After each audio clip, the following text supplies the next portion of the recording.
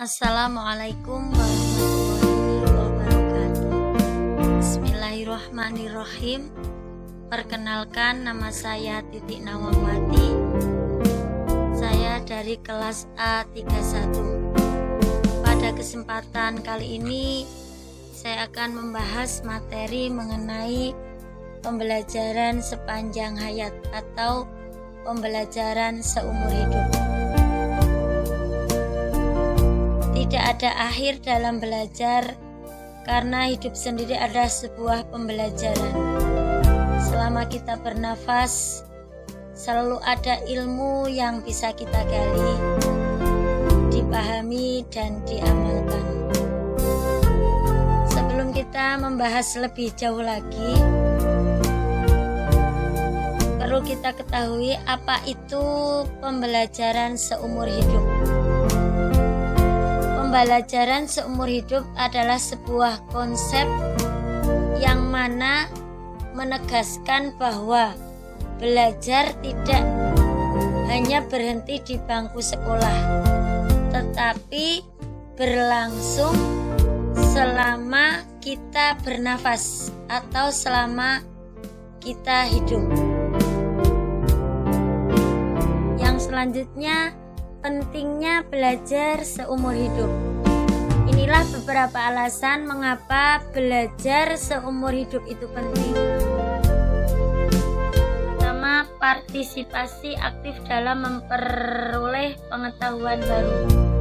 Artinya, pembelajaran seumur hidup memungkinkan kita untuk mengembangkan diri dan menjadi anggota masyarakat yang aktif dan kontribusi.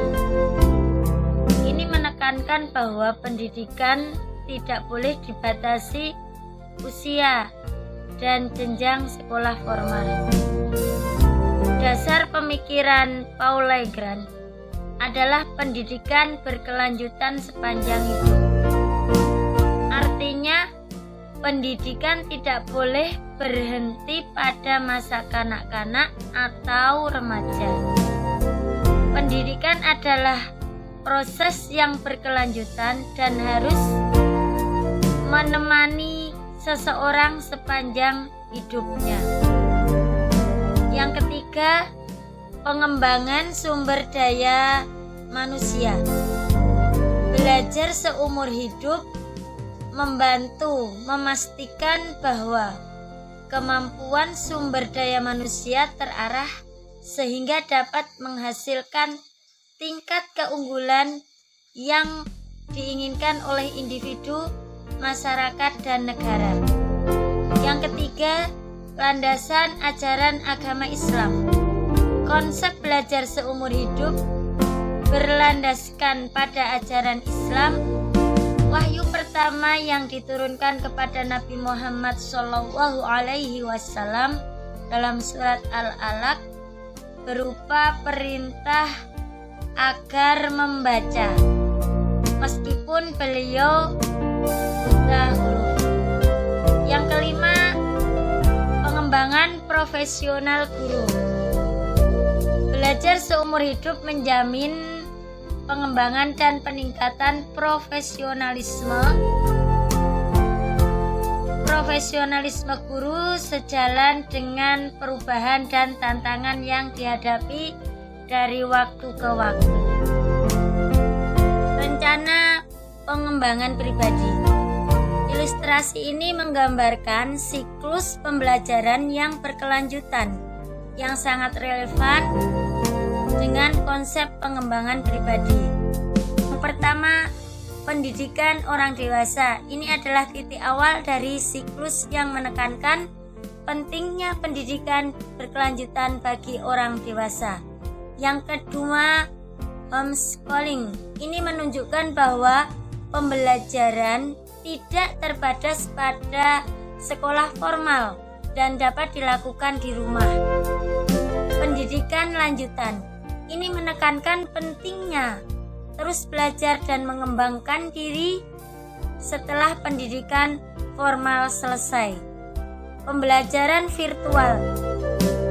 Ini mencerminkan realitas modern bahwa pembelajaran dapat dilakukan secara daring. Pelatihan dan jabatan ini menunjukkan bahwa pembelajaran juga terjadi di tempat-tempat kerja. Menanggapi tantangan saat ini menekankan bahwa pembelajaran harus relevan dengan kebutuhan dan tantangan yang dihadapi. Bagaimana ini relevan dengan rencana pengembangan pribadi? Siklus ini memberikan kerangka kerja yang baik untuk merencanakan pengembangan pribadi. Pendidikan dewasa. Maksudnya apa? Pendidikan dewasa merujuk pada berbagai program dan inisiatif pendidikan yang dirancang khusus untuk orang dewasa yang ingin meningkatkan keterampilan, pengetahuan, atau kualifikasi mereka. Ini bisa termasuk golongan program sertifikat, diploma, gelar sarjana, atau pelatihan kejuruan. Yang mana pendidikan dewasa ini memiliki tujuan yang diantaranya meningkatkan keterampilan dan pengetahuan. Pendidikan dewasa membantu orang dewasa untuk memperoleh keterampilan dan pengetahuan baru yang relevan dengan pasar kerja saat ini. Meningkatkan kualifikasi. Pendidikan dewasa dapat membantu orang dewasa untuk memperoleh kualifikasi yang lebih tinggi seperti sertifikat atau gelar sarjana yang dapat meningkatkan peluang karir mereka. Homeschooling. Homeschooling adalah metode pendidikan di mana anak-anak belajar di rumah, bukan di sekolah formal. Homeschooling dapat dilakukan oleh orang tua, tutor, atau melalui program homeschooling yang berstruktur. Pendidikan lanjutan, sebuah konsep formal di lembaga pendidikan tinggi. Ini merujuk pada pendidikan formal yang ditempuh setelah menyelesaikan pendidikan menengah atas SMA atau SMK atau sederajat. Pendidikan ini biasanya dilaksanakan di lembaga pendidikan tinggi seperti universitas, institut, sekolah tinggi atau politeknik. On the job training. Peningkatan profesionalisme dan keterampilan di tempat kerja. On the job training atau OJT adalah metode pelatihan yang dilakukan langsung di tempat kerja, di mana karyawan belajar keterampilan dan pengetahuan yang relevan dengan pekerjaan mereka. OJT dapat dilakukan oleh atasan, rekan kerja, atau instruktur yang ditunjuk oleh organisasi. Pembelajaran virtual. Pembelajaran mandiri dengan multimedia dan sumber daya online. Pembelajaran virtual adalah bentuk pembelajaran yang menggunakan teknologi digital untuk penyampaian materi, pembelajaran dan memfasilitasi interaksi antara peserta didik dan pengajar. Pembelajaran virtual dapat dilakukan secara sinkronus atau asinkronus seperti pendidikan PJJ yang kita laksanakan ini. Relevansi pembelajaran sepanjang hayat dan menanggapi tantangan saat ini. Seperti sudah disampaikan di depan tadi bahwa pembelajaran sepanjang hayat itu adalah proses pembelajaran yang berkelanjutan dan berlangsung sepanjang hidup seseorang.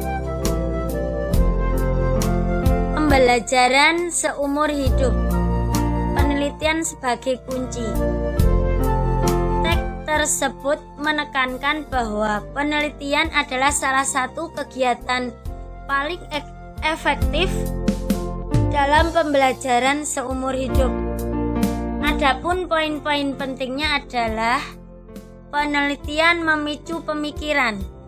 Penelitian bukan hanya tentang mengumpulkan fakta, tetapi juga bagaimana memicu pikiran kritis dan analitis. Melalui penelitian, kita belajar untuk mempertanyakan, menganalisis, dan mengevaluasi informasi. Perencanaan penelitian. Penelitian membutuhkan perencanaan yang matang. Kita perlu menentukan tujuan penelitian, mengidentifikasi sumber daya yang relevan, dan merancang metodologi yang tepat. Membaca hasil penelitian lain. Salah satu cara efektif untuk melakukan penelitian adalah dengan membaca hasil penelitian yang telah dilakukan oleh orang lain. Faktor yang mempengaruhi penelitian terutama dalam konteks umum.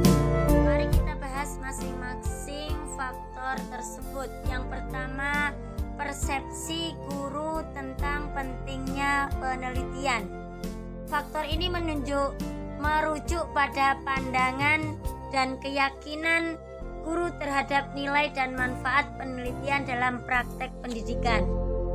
Jika guru melihat penelitian sebagai hal yang penting dan relevan, mereka akan lebih termotivasi untuk terlibat dalam kegiatan penelitian. Persepsi ini dapat dipengaruhi oleh pengalaman guru, pelatihan yang mereka terima, dan budaya sekolah. Yang kedua, keterampilan dan melakukan penelitian. Faktor ini merujuk pada kemampuan guru dalam merancang, melaksanakan, dan menganalisis penelitian. Guru perlu memiliki pengetahuan dan keterampilan dalam metode penelitian, pengumpulan data, analisis data, dan penulisan laporan penelitian. Kurangnya keterampilan ini dapat menjadi hambatan bagi guru untuk melakukan penelitian. Yang ketiga, kesesuaian iklim sekolah atau penerapannya. Faktor ini merujuk pada dukungan dan fasilitas yang diberikan oleh sekolah untuk kegiatan penelitian guru. Iklim sekolah yang mendukung penelitian mencakup adanya waktu yang cukup, sumber daya yang memadai, dan dukungan dari kepala sekolah dan rekan kerja. Tantangan dalam penerapannya. Faktor ini merujuk pada berbagai hambatan yang dihadapi guru dalam melakukan penelitian seperti kurangnya waktu, kurangnya sumber daya, dan kurangnya dukungan. Yang selanjutnya, faktor waktu untuk melakukan penelitian. Faktor ini merujuk pada kesediaan waktu bagi guru untuk melakukan penelitian di tengah kesibukan mereka dalam mengajar dan tugas-tugas lainnya. Guru seringkali memiliki beban kerja yang berat, sehingga sulit bagi mereka untuk menemukan waktu untuk melakukan penelitian. Manajemen waktu yang efektif dan dukungan dari sekolah diperlukan untuk mengatasi masalah ini. Keterbukaan dalam mengakui kelemahan. Faktor ini merujuk pada kesediaan guru untuk mengakui kekurangan dan praktek pengajaran mereka dan mencari cara untuk memperbaikinya melalui penelitian. Guru yang terbuka terhadap kritik dan bersedia belajar dari pengalaman mereka akan lebih termotivasi dan melakukan penelitian. Budaya keterbukaan dan saling belajar di sekolah dapat mendorong guru untuk melakukan penelitian. Aplikasi praktek penelitian dalam pendidikan. Teks tersebut menyoroti beberapa implikasi positif dari praktek konteks penelitian dalam pendidikan. Antara lain, yang pertama, penelitian dapat memberikan wawasan yang baru tentang metode pengajaran yang efektif, strategi pembelajaran yang inovatif, dan cara-cara untuk meningkatkan keterlibatan siswa. Yang kedua, penelitian dapat membantu guru untuk lebih memahami dinamika kelas, kebutuhan siswa, dan faktor-faktor yang mempengaruhi pembelajaran. Yang ketiga, penelitian dapat membantu guru untuk mengidentifikasi dan mengatasi masalah-masalah yang relevan dengan konteks pendidikan saat ini, seperti penggunaan teknologi dan inklusi atau penilaian dalam pembelajaran. Hasil penelitian dapat dibagikan dengan guru lain untuk membantu mereka mengatasi masalah yang serupa di kelas mereka sendiri. Penelitian dapat memberikan dasar empiris untuk merancang kurikulum dan materi pembelajaran yang lebih relevan dan efektif. Penelitian dapat menginspirasi guru untuk mencoba metode pengajaran yang berbeda dan menemukan cara-cara baru untuk mencapai tujuan pembelajaran. Demikian yang bisa saya sampaikan. Saya akhiri. Wassalamualaikum warahmatullahi wabarakatuh.